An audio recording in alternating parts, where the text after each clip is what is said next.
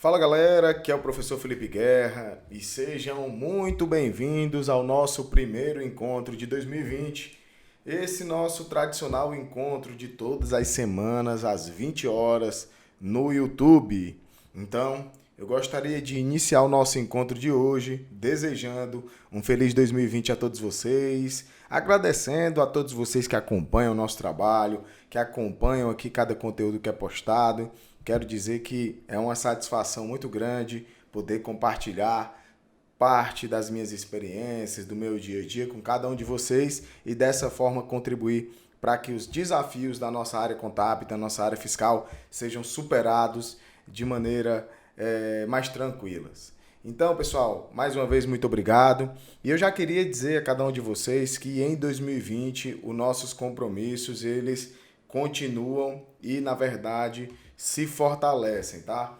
Primeiro de tudo, eu gostaria de dizer que nós vamos ter, sim, lives todas as semanas em 2020, sempre às 20 horas da segunda-feira. Também nós teremos todas as semanas conteúdos liberados às quintas-feiras.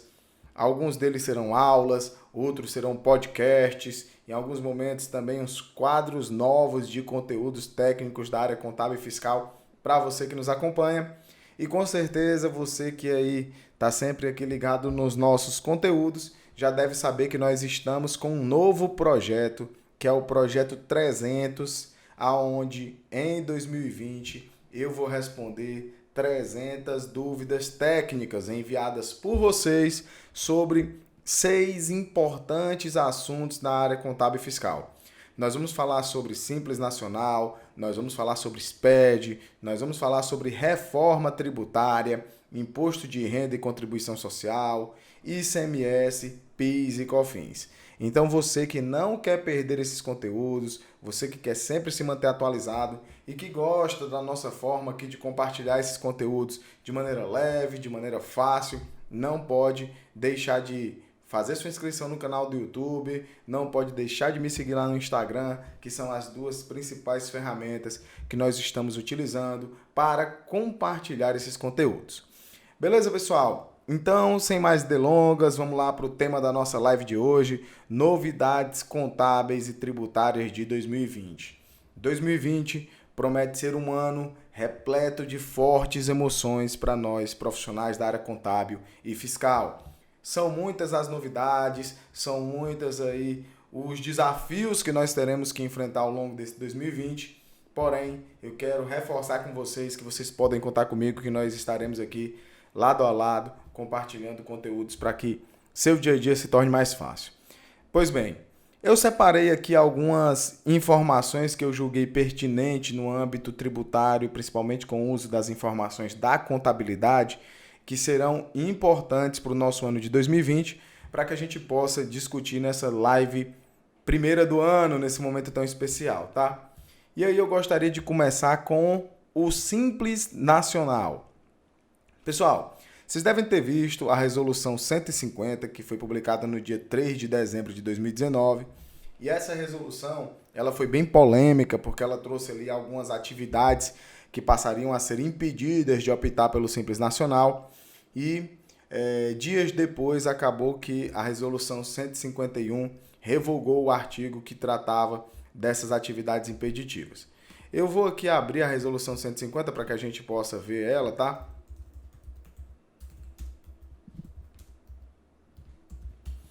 E possa discutir um pouco dela na íntegra, tá? Pois bem, pessoal, a Resolução 150, aqui do Comitê Gestor do Simples Nacional, ele trouxe aqui algumas novidades interessantes, né? Primeiro, que ela altera a Resolução 140 de 2018, que vai dispor sobre o Simples Nacional.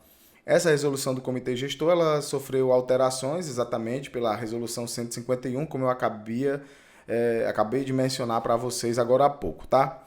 E o que é importante a gente discutir aqui sobre essa resolução, certo? Então, o Comitê Gestor, no uso das suas atribuições, ele altera algumas redações e, dentre elas, estamos aqui pela primeira do artigo 2º, que fica alterado da seguinte forma. Empresa em início de atividades, aquela que se encontra no período de 60 dias a partir da abertura do CNPJ. O que é que ele está tratando aqui na Resolução 150? Na verdade, o que aconteceu era o seguinte: até 2019, nós tínhamos um prazo para fazer a opção pelo Simples Nacional de 180 dias. Esse prazo, ele também era contado a partir da abertura do ato constitutivo da empresa, né, lá na junta comercial ou no cartório de registro de pessoas jurídicas, e a gente tinha um prazo ali de 180 dias para fazer a opção pelo Simples Nacional. No entanto, quando se fazia o último deferimento, seja ele municipal ou estadual, a gente tinha um prazo corrido ali de 30 dias, desde que a soma desses prazos não ultrapassasse aquele limitador de 180 dias. Então vamos lá para um exemplo prático. Imaginemos que a empresa ela abriu fez o seu registro do seu ato constitutivo em agosto de 2019. E aí, no dia 1º de setembro, ela teve ali o seu último deferimento, ou seja, vamos supor, numa inscrição estadual.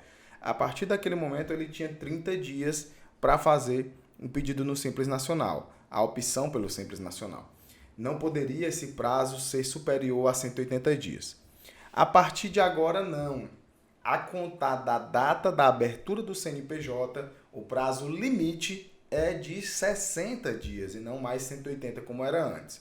Se a gente ler aqui mais embaixo, ele vai até explicar um pouco melhor isso. Depois de efetuar a inscrição no CNPJ, a ME ou EPP deverá formalizar a opção pelo Simples Nacional, observando o prazo de 30 dias, contados do último deferimento da inscrição, seja ela municipal ou, em caso exigível, a estadual, desde que não ultrapasse os 60 dias da data da abertura do CNPJ. Ou seja, essa data da abertura do CNPJ ela é o nosso grande limitador. A partir do momento que você tem o CNPJ em mãos, a partir daquela data de abertura, você tem 60 dias para fazer a sua opção pelo Simples Nacional. Outra coisa polêmica e que chamou bastante atenção nessa resolução e que eu queria tratar aqui com vocês, diz respeito a essa alteração que houve aqui no artigo 39, certo? Onde diz o seguinte, as declarações retificadoras transmitidas pelo PG-10D poderão ser retidas para análise com base na aplicação de parâmetros internos estabelecidos pela Receita Federal, pelos estados, pelo Distrito Federal e pelos municípios. É muito interessante, pessoal, porque eu lembro que quando saiu essa resolução, muita gente me mandou mensagem dizendo assim, professor, eu quero que o senhor comente a resolução que diz que agora não pode mais retificar nada, que a partir do momento em que eu retificar, eu estou caindo numa malha fiscal. Não, pessoal, não foi isso que a resolução diz, tá? Ela disse que declarações retificadoras, elas poderão ser retidas para análise, certo? Pessoal, mas isso é uma coisa muito óbvia, tá? A gente sempre disse, retificação, ela não é que ela chame a atenção, tá? Mas o fisco ele pode sim reter e analisar qualquer declaração retificadora sua, assim como ele pode reter e analisar qualquer declaração original, tá? Então, assim, a ME ou EPP responsável pelo envio da declaração, ela será comunicada de uma retenção, no caso dessa declaração retificadora ter sido retida, caso seja necessário, né? E ela poderá vir a ser intimada a prestar esclarecimentos ou apresentar documentos sobre as possíveis inconsistências ou indícios de irregularidades detectados durante a análise. Olha só que interessante. Eu quero que fique claro que você só deve se preocupar nessa retenção da sua retificação se houver inconsistências ou indícios de irregularidade. Se não houver nenhuma inconsistência e nenhum indício de irregularidade, que é algo que a gente preza muito pela legalidade daquilo que a gente faz, pela licitude daquilo que a gente faz, principalmente, o pessoal me perguntava muito isso em virtude da recuperação de créditos tributários. Se o crédito que você está levantando ele é legítimo, você não tem que se preocupar com o fato dessa declaração ficar retida, tá?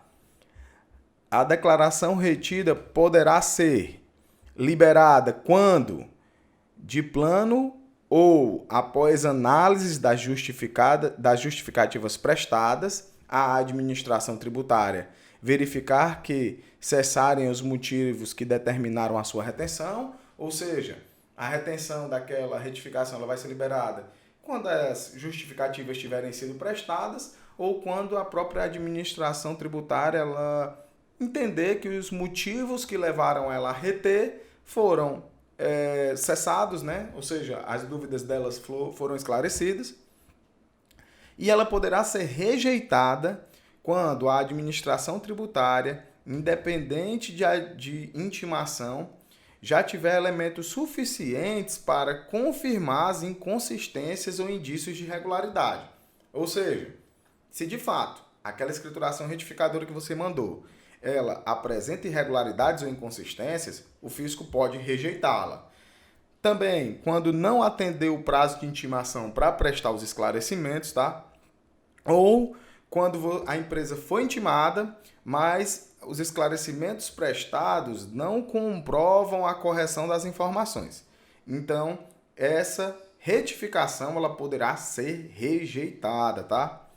Não produzirão efeitos as declarações retidas enquanto elas estiverem pendentes de análise, tá? Enquanto elas estiverem pendentes de análise, essas declarações retidas elas não produzirão efeitos, ou quando elas forem rejeitadas. Se elas são rejeitadas, elas não produzem efeitos, tá? Um outro ponto aqui interessante que eu queria chamar a atenção de vocês com relação a algumas atividades que elas foram excluídas, tá? Na resolução 150, todas essas atividades estão aparecendo aí na tela de vocês, que eu vou chamar a atenção de algumas aqui, como cantor independente, humorista, instrutor de cursos preparatórios, instrutor de idiomas, de informática, proprietário de bares. Todas essas atividades haviam sido impedidas de permanecer no Simples Nacional e a resolução 151 revogou essa limitação que a resolução 150 trazia, tá? Então, pessoal, com relação ao Simples Nacional, são essas as novidades para o ano de 2020, tá? Se surgirem mais novidades, se a gente tiver mais conteúdos a serem explorados, podem ter certeza que a gente vai fazer, tanto aqui nas nossas lives, como nas aulas, como também durante o Projeto 300. Então, fica ligado aí que a gente tem mais conteúdos. Outra coisa importante, mudando aqui, virando a página, conforme vocês podem ver aí na tela, eu queria falar com vocês sobre a multa da EFD Contribuições. A partir de agora, 1º de janeiro de 2020, a multa da EFD Contribuições ela é calculada, gerada e o contribuinte ele vai ser cientificado de forma automática no momento da transmissão fora do prazo regular. Pessoal, a EFD Contribuições ela começou lá em 2012 e desde o seu início muita gente me perguntava sobre a questão das multas. Professor, quando que vão ser cobradas multas pela EFD Contribuições, pelo envio fora do prazo, por erros? E durante muito tempo a gente conversou sobre essas possibilidades de multa, mas acabavam que não se passavam de ameaças, né? O fisco dizia, olha, eu vou multar aí quem está mandando fora do prazo. Até eu conto muito nas minhas aulas que com o passar do tempo, o nível de preocupação dos contribuintes quando estavam enviando FD zeradas, ele ia diminuindo. Porque no primeiro ano, lá 2012, o nível de preocupação estava lá em cima, em 2013 também, em 2014 também. Mas, meu amigo, o tempo foi passando, essas multas não apareciam, acabavam que elas não vingavam e as pessoas estavam bem despreocupadas com relação a isso, apesar das constantes ameaças, né? Do fisco sempre dizer, olha, eu vou vir cobrar a multa da FD Contribuições, tá? Para quem tá zerado, para quem tá mandando fora do prazo. Até que, no último guia prático de 2019, veio essa informação de que a multa será calculada, gerada e o próprio contribuinte será cientificado dessa penalidade no momento da transmissão fora do prazo. Então, você vai gerar lá uma guia de pagamento, cujo código é 2203. E isso, ela também leva em consideração que você poderá levar algumas multas por omissões ou incorreções nos arquivos, tá? Eu vou abrir aqui o manual da FD Contribuições para a gente ver junto essa parte que fala das multas, tá?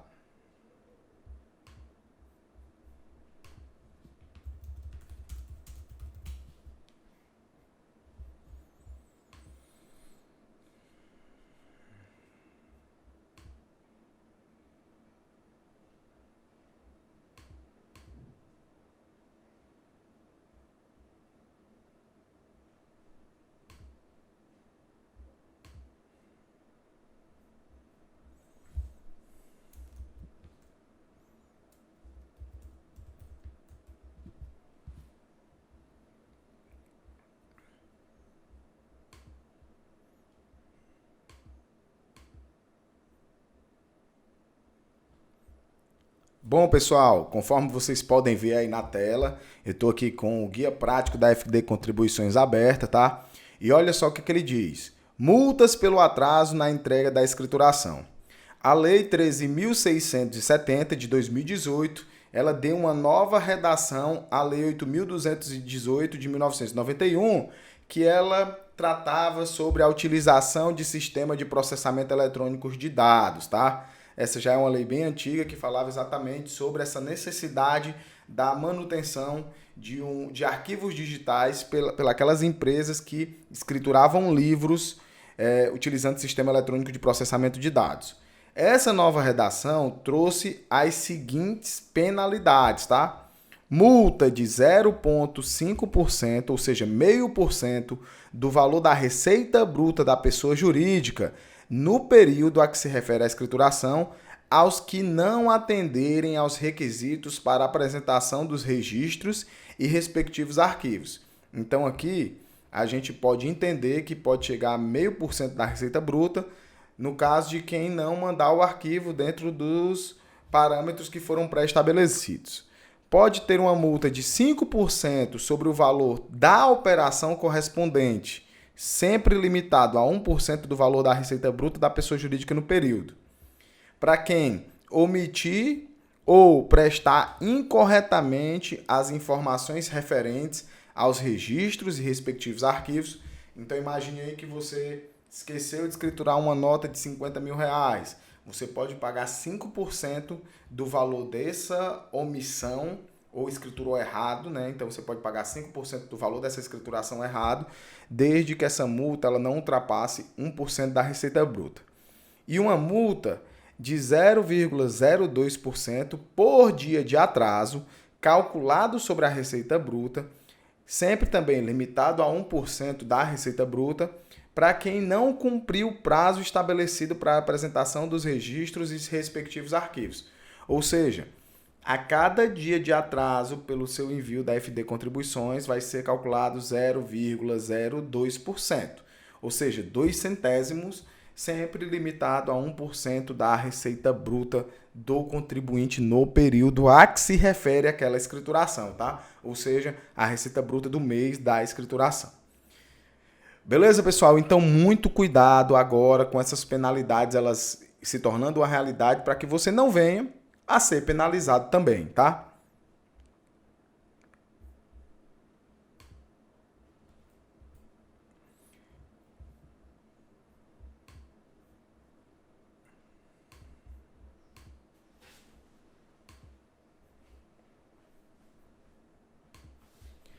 Bom, pessoal, uma outra novidade que eu queria abordar aqui, tá? É exatamente a questão da EFD ICMS-IPI.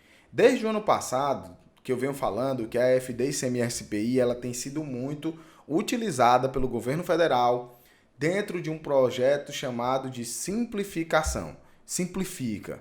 O objetivo desse projeto é exatamente a simplificação das obrigações tributárias acessórias de natureza estadual. O governo federal eles tem estimulado que os estados utilizem o SPED fiscal para fazer a substituição das demais obrigações pela FD ICMS-IPI, tá? E um dos objetivos também desse programa do governo federal é que, com o passar do tempo, esse layout do SPED fiscal ele venha a ser alterado e, dessa forma, possíveis redundâncias no preenchimento das informações venham a ser eliminados, tá? E a gente tem alguns indícios de que o governo federal tem alcançado sucesso nessa empreitada da simplificação das obrigações estaduais, né, no estímulo que tem feito aos estados e nesse trabalho intenso, porque nós temos notícias como a do governo de São Paulo, que ampliou aí a eliminação da GIA, nós temos também o caso do estado de Pernambuco, que passou a aderir ao SPED fiscal. Nós temos também o caso do Piauí, que tem gradativamente dispensado a DIEF. Então, essa é uma informação interessante, essa é uma iniciativa importante, a utilização do projeto SPED, principalmente da escrituração fiscal digital do ICMS e do IPI, com o objetivo de eliminar redundância no preenchimento das informações e de simplificar a prestação das informações das obrigações acessórias. Eu vou aqui para o portal do SPED mostrar para vocês onde é que vocês conseguem mais informações a respeito desse projeto, para vocês verem que ele é bem interessante, tá?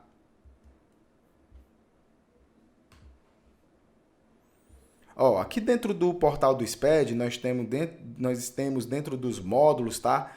O item da simplificação. Se você clicar aqui em simplificação, você vai ver aqui em o que é uma breve apresentação de que trata exatamente, tá? Do objetivo de que outras obrigações dos contribuintes do ICMS passem a ser substituídas pela FD ICMS IPI, tá? E aí, dentro das notícias aqui do Simplificação, a gente tem, olha aqui, governo de São Paulo começa a ampliar a eliminação da GIA, o Distrito Federal dispensando o livro fiscal eletrônico, eu também mencionei já sobre isso aqui no canal do YouTube e também no Instagram, o governo do Rio de Janeiro dispensando a GIA e ICMS, dentre muitas outras iniciativas, tá, pessoal? Então, fica aí uma dica legal e importante para vocês continuarem estudando bastante o SPED fiscal, porque ele é uma ferramenta que é muito útil e a cada dia que passa se torna mais, tá?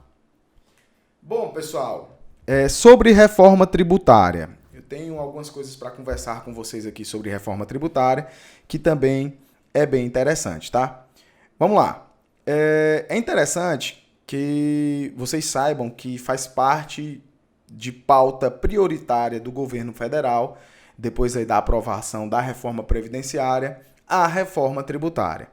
E com essa reforma tributária, muitas especulações elas acabam surgindo, tá? Muita gente acha que a reforma tributária vai ser aí o salvador da pátria do sistema tributário nacional, muita gente acha que ela vai ser mais do mesmo, mas algumas coisas são importantes para a gente fazer esse alinhamento inicial aqui no início do ano, para que vocês entendam e fique claro nas mentes de vocês, tá?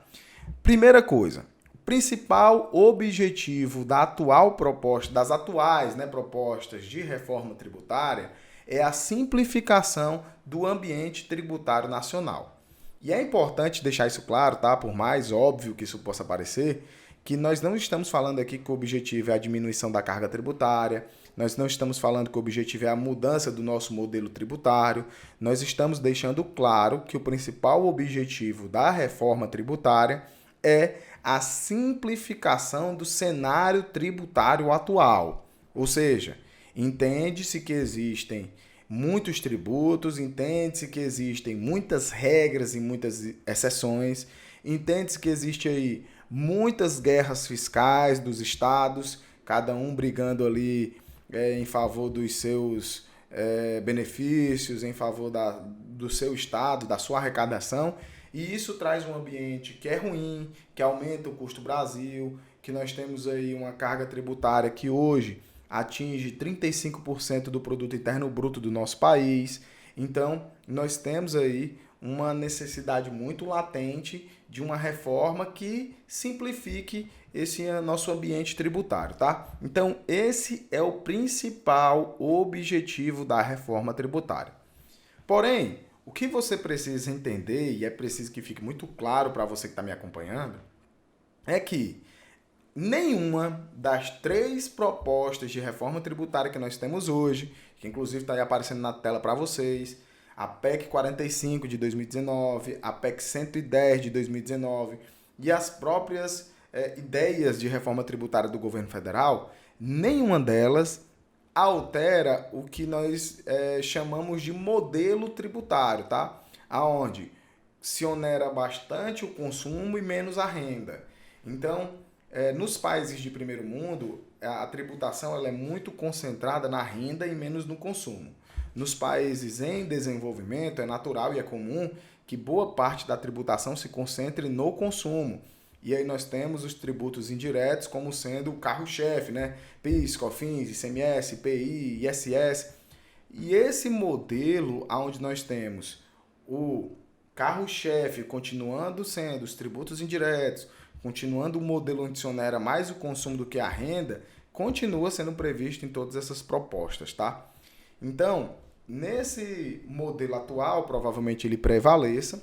E o que eu quero deixar claro para vocês é que a maioria das coisas que vêm sendo ditas, principalmente no âmbito dessas 3 propostas, a maioria é especulação, tá? Por quê? Porque como a gente ainda não tem nada de fato, martelo batido, nós não temos nada assim concreto definido, a gente precisa ficar ligado. Então, por isso que eu deixei o tema reforma tributária aqui, para que a gente fique ligado, para que a gente fique acompanhando, para que a gente tente sempre se manter por dentro dessa discussão, porque podem vir aí novidades, tá? Então, de cara, a gente tem 3 propostas, 2 delas, tanto a PEC 45 de 2019 como a PEC 110 de 2019, elas têm como carro-chefe a criação do IBS, do Imposto sobre Bens e Serviços, em substituição a alguns tributos indiretos que nós temos hoje. A proposta do governo federal já tem uma pegada um pouco diferente, que é na parte da criação da tributação sobre dividendos, na volta da CPMF. Então, a gente precisa ficar ligado nas cenas dos próximos capítulos e sempre que tiver alguma novidade, alguma notícia concreta, algo que seja importante para a gente, eu vou estar trazendo aqui para nós discutirmos nas nossas lives de toda semana e também nas nossas aulas que são liberadas todas as quartas-feiras, tá? E para a gente finalizar, tá, pessoal, esse ambiente de novidades contábeis e tributárias, principalmente nesse âmbito fiscal de 2020, eu gostaria de falar um pouco sobre E-Social e FD-Reinf, tá? No dia 23 de dezembro de 2019, já no apagar das luzes ali de 2019, foi publicada a portaria 1419, que trouxe algumas novidades no âmbito do E-Social, tá? Você pode encontrar isso lá no portal do E-Social, que eu vou inclusive mostrar aqui para vocês na tela.